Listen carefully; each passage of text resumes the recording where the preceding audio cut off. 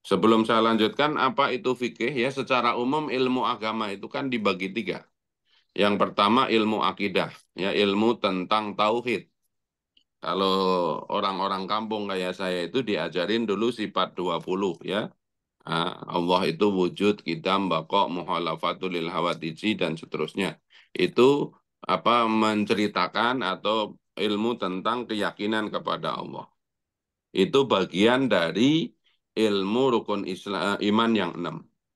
Yang kedua adalah ilmu fikih. Nah, ilmu fikih itu SOP ibadah sehari-hari. Nah, ilmu fikih itu cakupannya adalah membahas sesuatu yang wajib, sunnah, mubah, makruh, haram. Yang ketiga adalah ilmu akhlak. Ya, kalau rukun agama kan tiga, ada Islam, iman, ihsan. Ya, ilmu tentang bagaimana mengamalkan rukun Islam, ilmunya ilmu fikih dalam kurung syariat. Ilmu bagaimana mengamalkan rukun iman, ilmunya ilmu akidah. Ya, kemudian yang ketiga adalah ilmu bagaimana kita menjadi ihsan. Maka ada dua istilah yang melangkut. Yang pertama disebut ilmu tasawuf, ya, yang tidak setuju dengan istilah ilmu tasawuf, ya, memilih kata tazkiyatun nufus, ya, bagaimana mensucikan jiwa. Bagaimana sholat dengan benar, mulai takbiratul ihram sampai dengan salam itu fikih. Tapi kalau sholat biar khusyuk, itu ilmu tasawuf atau ilmu tazkiyatun nufus. Dalam ilmu fikih sampai hari ini di seluruh dunia disepakati ada empat ya mujtahid atau empat madhab.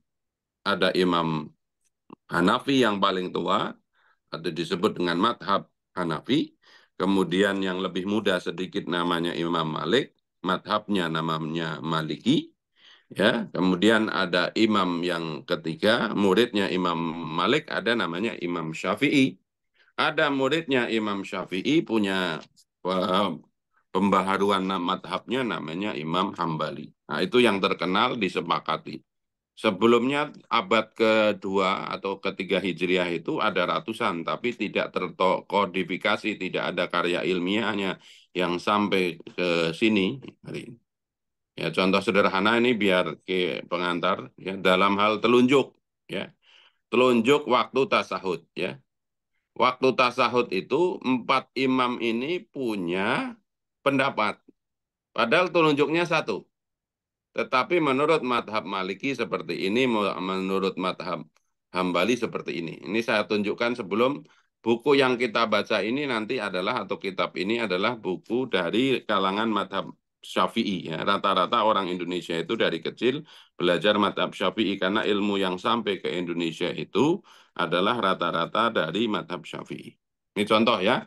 Kalau Imam Hanafi atau madhab Hambali, kalau tasahud itu bergeraknya sekali.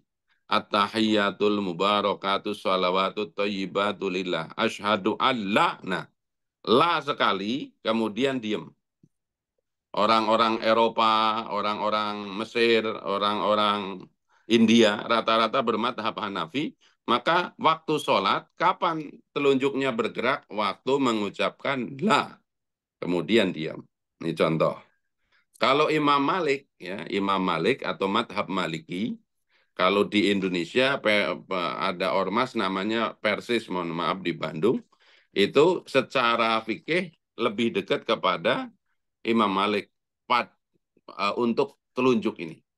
Gimana telunjuknya? Sepanjang sholat dia bergerak. Jadi gini, terus yang terus bergerak ini rujukan utamanya adalah pendapat atau kalangan madhab Maliki. Kalau orang Indonesia, ya kita termasuk yang diajarin guru ngaji di surau, di musola, di madrasah. Rata-rata tasahudnya gimana? Asyhadu alla ilaha illa ya. Asyhadu alla ilaha illallah. Nah, illallah bergerak, telunjuk terus begini. Sampai kapan? Sampai selesai salam. Assalamualaikum warahmatullahi baru turun. Nah, ini contoh sederhana. Kalau yang lebih muda lagi, muridnya Imam Syafi'i, Imam Hambali mengatakan setiap kali ketemu Allah maka telunjuknya ini bergerak. Asyhadu anna at-tahiyatul mubarakatus sholawatut thayyibatu lillah, bergerak. Terus gini lagi. Assalamualaikum ayuhan nabiyyu wa rahmatullahi wabarakatuh. Begitu ada Allah wa rahmatullahi wabarakatuh. Assalamualaikum. Ini sekedar pengantar saja biar kita tidak kaget ya melihat tadi. Orang sholat Jumat, laki-laki ada yang membaca bismillahnya bunyi, ada yang tidak ada bismillah. Itu furu'iyah dalam itu. Nah, nanti pelan-pelan kita pahami itu ya. Semakin kita paham maka kita akan menjadi bijaksana. Kenapa orang menjadi suka komentar seolah-olah orang lain itu salah? Karena kita tidak memahami secara komprehensif.